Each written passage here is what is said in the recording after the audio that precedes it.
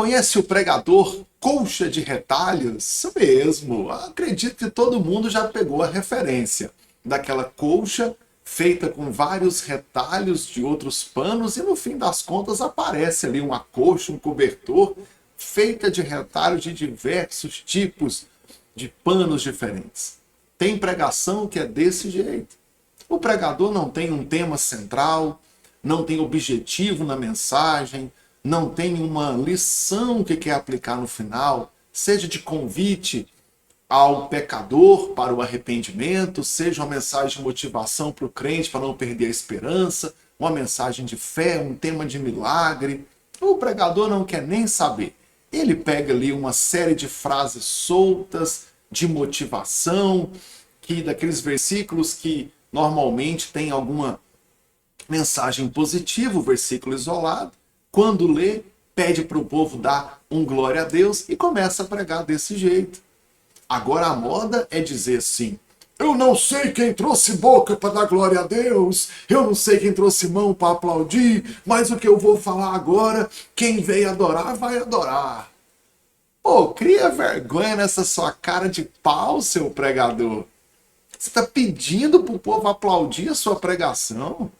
Você está pedindo para as pessoas darem glória para o que você vai falar? Não, a glória é para Deus. Se a glória é para Deus, simplesmente pregue a mensagem e as pessoas vão dar glória a Deus.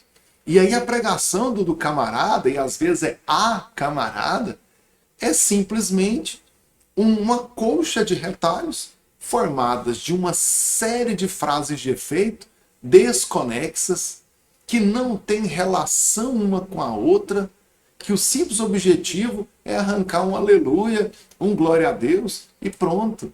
Faça esse exercício técnico e tente entender a linha de raciocínio. Não tem. A pessoa começa falando sobre cura, depois já pula para Jesus andando sobre as águas, aí lembra de Noé, porque falou da água, já fala da arca de Noé, depois muda o assunto para os 12 apóstolos, e lembra que Judas traiu Jesus, então você não pode trair também, e depois ele não sabe onde começou, e aí lê o Salmo 23, Senhor meu pastor, nada me faltará, e aí Daniel está na cova do leão, no meio do Salmo 23, e aquela coxa de retalhos gospel, sem sentido nenhum. Quando o tempo acaba, a pessoa entrega a pregação. Faz muito tempo isso. Faz muito, mas muito tempo. Eu vi, tá? Eu estava presente. Eu sou testemunha ocular da história. O pregador leu Daniel lá na Cova dos Leões. Ele passou assim uns 10 minutos contando como foi a guerra e as profecias antes disso, que levou o povo de Israel escravo para a Babilônia. Eu fiquei pensando, se ele queria contar, por que ele não leu lá a história da guerra? E contou, aí depois falou de Daniel. Daniel foi para lá. Depois ele começou a contar que ele estava num congresso pregando para mais de 10 mil pessoas e sentiu um mover diferente. E aí teve muita gente sendo curada lá, teve cego enxergando, e ele estava sentindo o mesmo mover. E aí falou de Jesus, que Jesus cura, né? Onde Jesus passava, e conforme as pessoas tinham fé e procuravam a Jesus, milagres aconteciam o tempo todo, e ele pede para as pessoas ficarem de pé e orar por milagre. Bom, uma guerra que levou o povo de Israel preso para a Babilônia.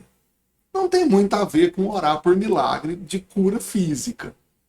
Mas ele contou essa história depois de ler Daniel na Cova dos Leões. Até aí tudo bem para explicar como é que Daniel, um nobre, foi parar na corte da Babilônia.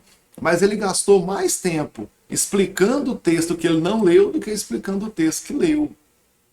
E se ele ia falar Daniel na Cova dos Leões, ele tinha que citar Jesus fazendo milagre. Se ele citasse pelo menos a fornalha, e ele afirmar que o quarto homem da fornalha de Daniel é Jesus, é uma teofania, é uma manifestação física de Deus no Antigo Testamento, Tudo bem.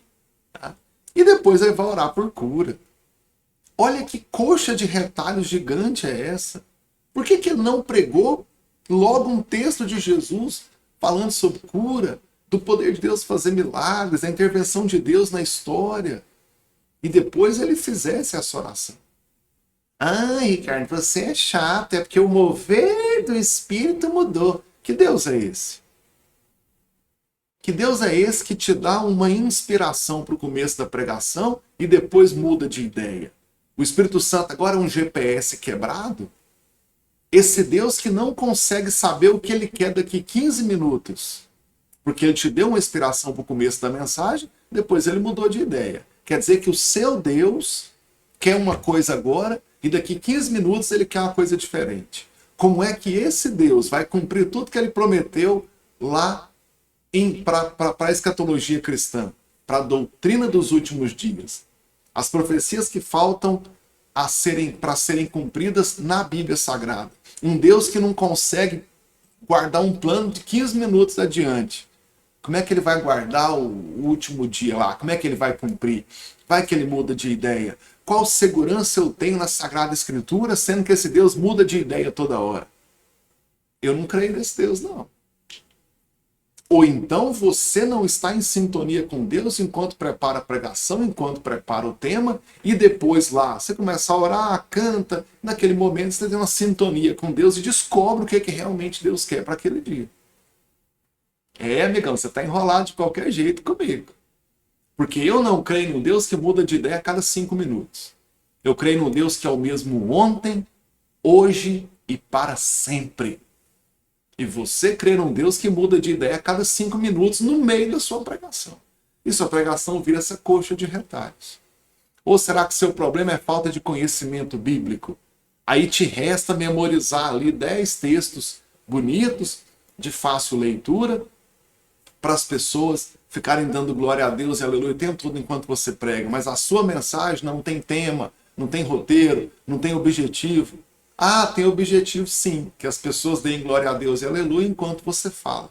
E esse passa a ser o único motivo e tema da sua pregação. Vamos melhorar isso? Tem como melhorar isso? Tem. E você precisa fazer isso.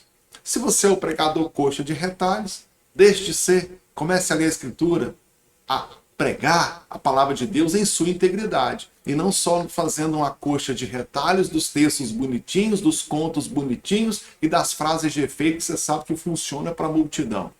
E se você é dessa multidão, comece a observar se você está ouvindo a pregação da palavra de Deus ou você tem um bom animador de auditório animando o auditório.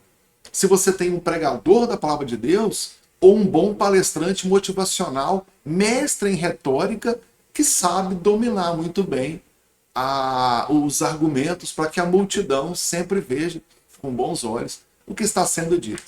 Então, minha recomendação é essa para ambos, né? Para todos vocês. Tá chateado comigo? Põe nos comentários aí, assina seu atestado de incompetência teológica, de falta de conhecimento bíblico e diga que sua pregação só tem frase de efeito, que você não conhece a Sagrada Escritura, então começa a pregar só um versículo ou outro isolado da Sagrada Escritura. É isso.